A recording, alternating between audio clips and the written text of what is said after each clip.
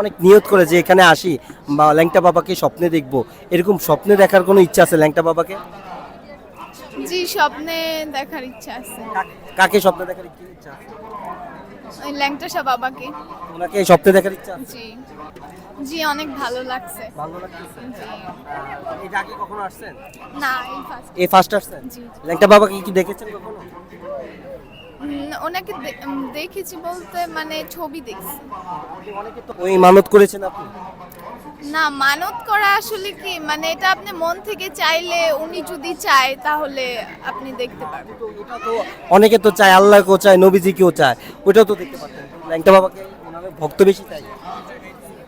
নবীজির সাথে তো আসলে তুলনা দেওয়া যাবে না, ওইটা তো অন্য বিষয়।